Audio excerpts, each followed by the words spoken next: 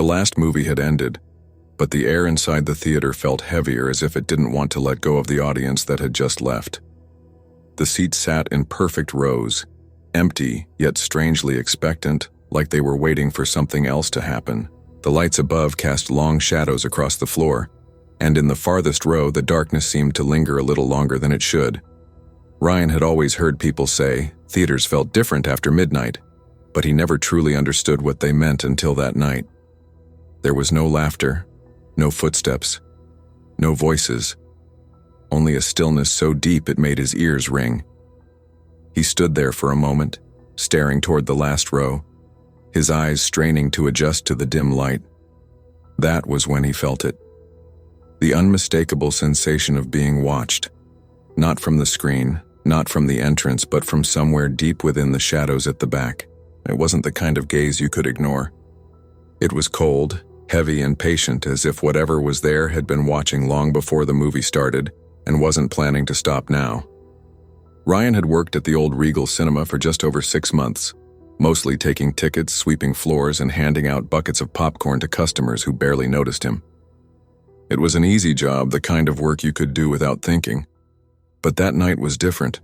The manager tossed him the keys on his way out, telling him to lock up after the final showing. It was the first time Ryan had been left alone in the building past midnight. The Regal wasn't just any theater. It had been standing in the center of town for over 80 years. Its faded Art Deco walls still carried the scent of stale butter and old carpet, a smell so distinct that you could recognize it even with your eyes closed. Most of the older staff swore the place had a personality, a way of making you feel like it was watching you back. Ryan had always laughed it off, chalking it up to the creaks and groans of an aging building.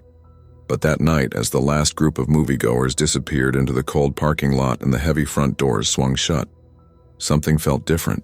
The street outside was empty, the neon sign buzzing faintly against the silence. Inside, the air seemed still, almost too still, like the building was holding its breath.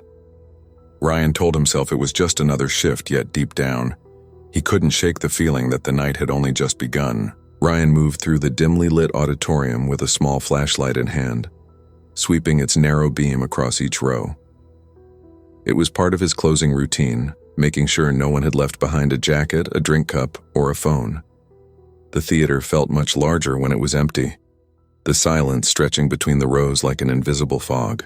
His footsteps echoed softly against the carpeted floor, the only sound in the vast hollow room. Halfway down the aisle, he stopped.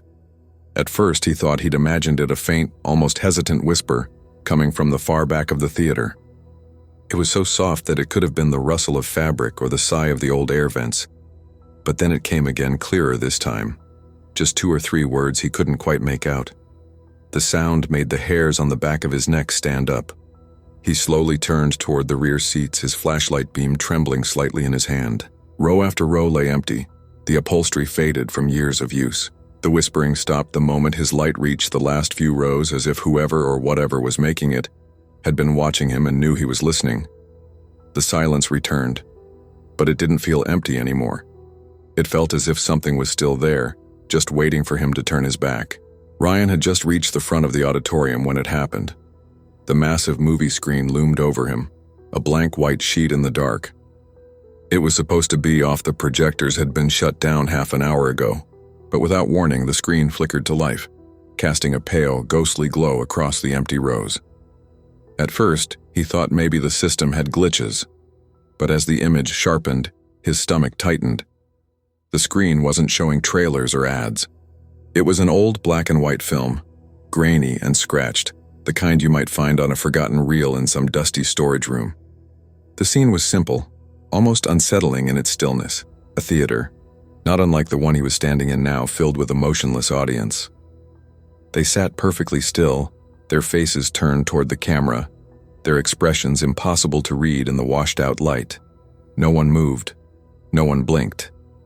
The silence in the room was absolute, yet Ryan swore he could feel their collective gaze pressing down on him, as if they weren't just staring into the camera on the film, but directly at him. He took a small step back without realizing it, his breath quickening. The film crackled faintly, the shadows on the screen twitching with each frame. And then, in the middle of the audience on the screen, one figure's head slowly began to turn until it was facing sideways, looking at something or someone off camera. The air inside the train felt heavier than before, as if every breath was being filtered through a veil of something unseen. The dim, flickering ceiling light above cast long, distorted shadows over the seats, warping their shapes until they looked almost human. He sat quietly, the hum of the wheels on the tracks providing the only steady sound when a subtle movement caught his attention. Out of the corner of his eye, he saw someone sitting in row 13. The figure was still, unnervingly still, as though it had been sitting there for hours without so much as a twitch. He didn't turn immediately. Something deep inside him whispered that he shouldn't. But curiosity clawed its way up his spine. Slowly, he turned his head. The seat was empty. A chill spread from his chest to his fingertips, cold enough to make his knuckles ache, but his eyes didn't lie because even though the seat was vacant, there was still something there. In the dim, uneven light, the faint outline of a head remained, almost like heat rising from asphalt on a hot day. It didn't move, didn't vanish. It just hovered like an invisible person was still sitting there watching him. The train swayed slightly, and in that moment the shimmering shape tilted just enough to suggest it had noticed his gaze. He blinked hard, rubbed his eyes, but when he looked again, the shape was still there, only now it seemed closer. The theater felt impossibly still, the kind of silence that presses against your chest and makes your own heartbeat sound like a drum in the dark. He took a shaky step forward, glancing at the rows of empty seats, telling himself it was just his imagination. But before he could convince himself, it happened. In the blink of an eye, every seat was filled. Shadowy figures materialized as if they had always been there, sitting perfectly upright in rows that stretched endlessly. Their forms were vague, blurred at the edges like smoke trapped in a solid shape. He swallowed hard, his throat dry, noticing that not a single one moved. There was no breathing, no shifting, just the eerie stillness of beings that seemed alive yet impossibly unreal. Then he saw it. Their heads slowly, deliberately, in perfect unison, they began to turn toward him. The sound was faint at first, a soft, almost imperceptible creak of twisting necks, but it grew louder, filling the empty auditorium. Every head, every shadowed face tilted simultaneously, staring straight at him.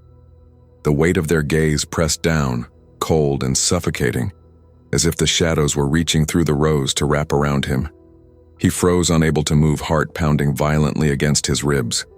The dim projector light flickered across the faces, highlighting nothing but deep darkness where their features should have been. A shiver ran down his spine as he realized that even in the absence of motion, the sheer awareness of those figures was enough to make the air feel alive and hostile. The screen flickered violently, and the static hissed like whispered warnings through the empty theater. He stepped closer, drawn by a mix of fear and curiosity, his hands trembling slightly. The old projector's light stretched across the walls, casting shadows that seemed to writhe and twist like living things. His own reflection shimmered faintly in the glass of the screen, but then the image shifted and his stomach dropped. It was him, standing in the exact same spot, frozen as if trapped in a mirror. Every detail was identical, the dim light falling across his shoulders, the threadbare carpet beneath his feet, even the subtle tremor of fear in his hands. Behind him, shadows moved slowly, twisting in impossible ways, creeping closer without making a sound. They weren't part of the film. He could feel their presence in the room, brushing against his skin, cold and heavy. He swallowed hard, his throat dry, and took a cautious step backward. The shadows on the screen mirrored the movement, inching forward and circling the figure that was him. No, it was him. His heart pounded so loud he thought it might give him away. He could hear his own ragged breathing echoing in the empty auditorium, blending with the low static hum of the flickering screen. Then, as the projector flickered one last time, a long shadow stretched across the floor behind him. Just like on the screen, his pulse spiked. Something in the room had moved silently, deliberately closing in. The line between the footage and reality blurred completely, and for the first time he realized the terrifying truth. The shadows weren't confined to the screen, they were here, and they had been waiting for him. Sometimes the scariest monsters aren't hiding in the shadows, they're already inside the room with you, waiting for the moment you realize you're not alone. Fear isn't just about what you see, it's about what's watching you when you think no one is there. Could you survive a night in a theater like this? Comment below with what you would do, and make sure to like, share, and subscribe if you want more chilling, true horror stories that will haunt your dreams.